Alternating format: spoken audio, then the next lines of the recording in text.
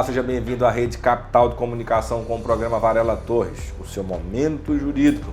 Hoje estamos recebendo aqui no nosso programa o Dr. João Neto, ele que é especialista em Direito Civil, Direito Empresarial, e vai estar hoje tirando todas as suas dúvidas sobre o tema o bem de família. Aí fica a pergunta, né? Impenhorabilidade absoluta? Será?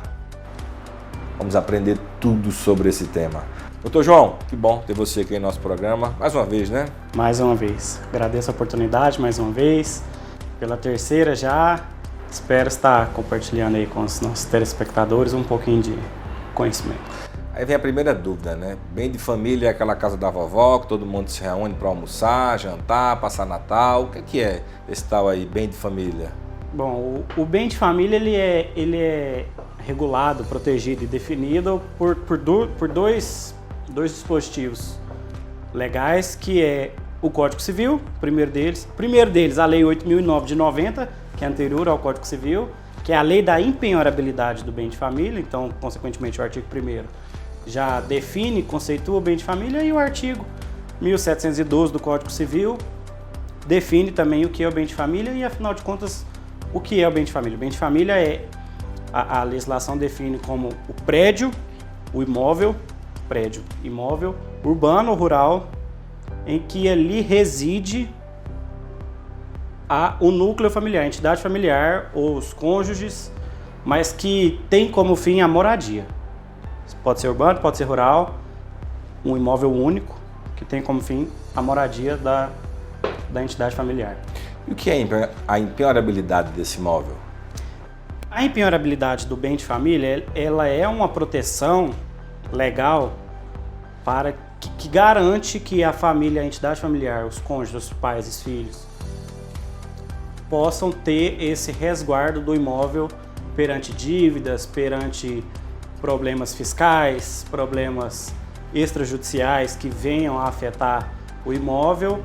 Então é uma garantia legal que esse imóvel tem de não ser penhorado, de estar blindado pela garantia de ter um lar, de ter um teto. Eu tenho um conceito aqui que diz assim: o bem de família é a propriedade destinada à residência e moradia da família. Esse imóvel é resguardado pela impenhorabilidade, pela segurança da moradia da família. Aí vem, né, que hoje em dia tem se discutido aí essa proteção, né? Aí vai a pergunta, né, para o doutor João: essa proteção permanece quando a pessoa tem mais de um imóvel? A vovó é rica, tem 2 casas, né? Sim. O Código Civil, ele permite com que a pessoa, o proprietário ali, o chefe da entidade familiar, o marido, a esposa, o cônjuge, o filho, determine qual dos imóveis, no caso de ter mais de um, qual dos imóveis será o bem de família, desde que esse imóvel escolhido não ultrapasse 1/3 do patrimônio da família, que é o Instituto do Resguardo do Bem de Família. É uma proteção para o devedor de eventual débito, e essa limitação de que o bem de família, no caso de mais de um imóvel, o bem de família seja aquele que não ultrapasse 1/3 do patrimônio familiar, é uma proteção ao credor, para que a família, tendo mais de um imóvel, selecione aquele de maior valor para que se constitua nele, na matrícula dele, que esse é o bem de família, então esse é o impenhorável, esse de maior valor. A lei determina que não, havendo mais de um, que seja de menor valor ou que não ultrapasse 1/3 do patrimônio total da entidade familiar. Se alguém está sendo executado, ele teve seu imóvel penhorado, qual o momento correto de poder alegar, discutir, né, que esse imóvel é impenhorável? Bom, o momento oportuno para que o executado, no caso de ter recebido essa constrição no seu imóvel, é o primeiro comparecimento nos autos após a penhora. Penhorou, ele descobriu daqui 2 anos, os autos, ele não foi citado, mas assim que ele recebe formalmente essa comunicação da efetivação da constrição, é o momento para ele alegar: opa, esse imóvel penhorado é bem de família. Está resguardado pela Lei 8.009 de 90 e o Código Civil. Interessante. Ou seja, é um tema assim que não tem como discutir sem ter um advogado presente. Sim, né?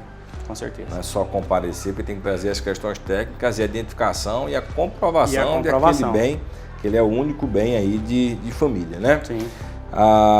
Mas assim, se o devedor ele não alegar a impenhorabilidade do bem de família no momento oportuno, haverá preclusão?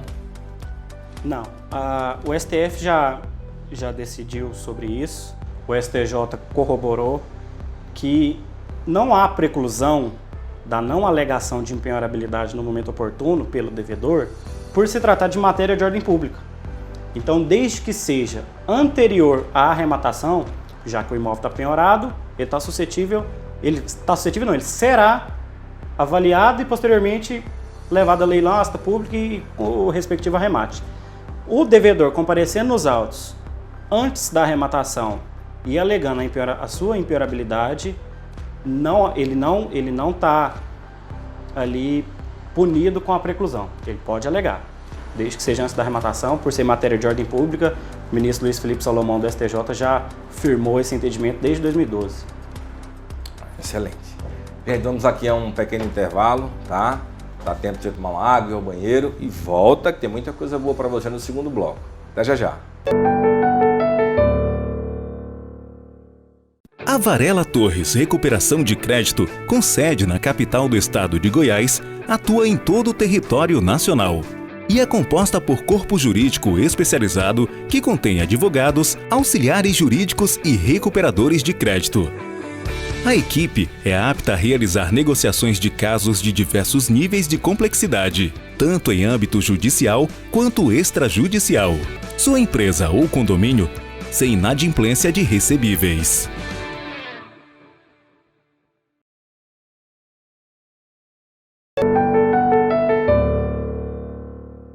Olá, estamos de volta com o programa Varela Torres, o seu momento jurídico. Hoje falando sobre bem de família, né? Lei 8009/90 e aí seus artigos do Código Civil. Está conosco o Dr. João Neto, ele que é especialista em direito civil e direito aí empresarial, tá bom? Dr. João, temos algumas perguntas aqui para que a gente possa tirar todas as dúvidas aí do nosso telespectador, né? Existe exceção à impenhorabilidade do bem de família?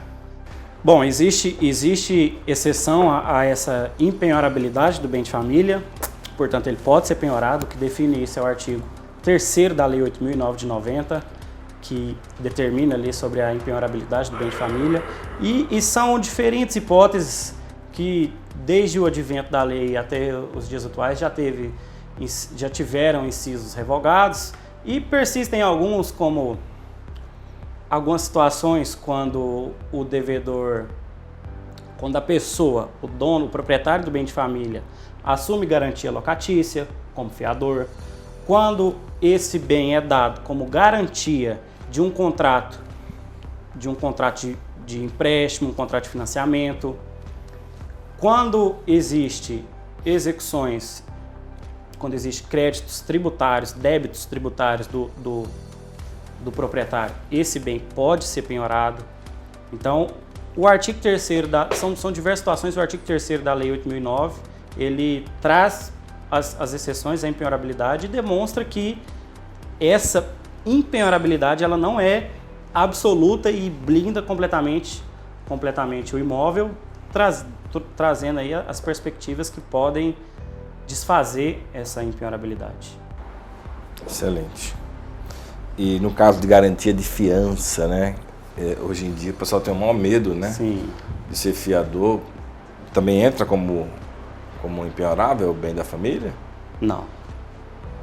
Os tribunais superiores, tanto o STJ quanto o STF, têm decidido que para o fiador que assume ali no contrato a responsabilidade da fiança, a fiança é um tipo de garantia contratual, aquele fiador que assume aquela responsabilidade, o imóvel dele, o bem de família dele, está suscetível a ser penhorado. O STF já firmou isso, ainda que seja em locação, em diversos tipos de locação, o fiador que pode não ter contato direto ali com o devedor principal perante perante o credor, o dono do imóvel, na relação de locação, mas ele, fiador, o imóvel dele está suscetível à penhora. O artigo 3º, isso vem lá do artigo 3º da Lei 8.009, já confirmado pelos tribunais superiores, que o fiador corre esse risco. E se for de imóvel comercial?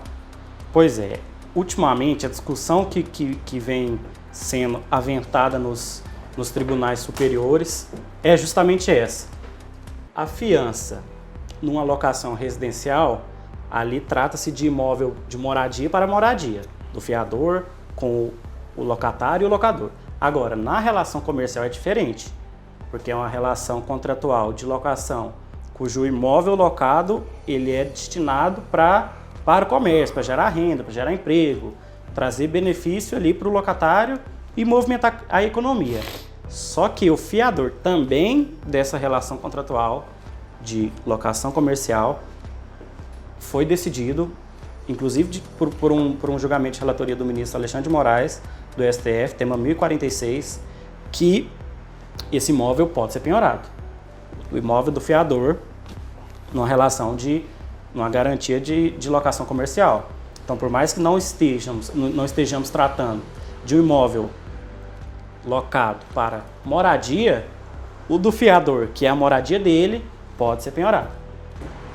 Tem que pensar 2 vezes aí antes de querer ser fiador aí de alguém, né? Sim.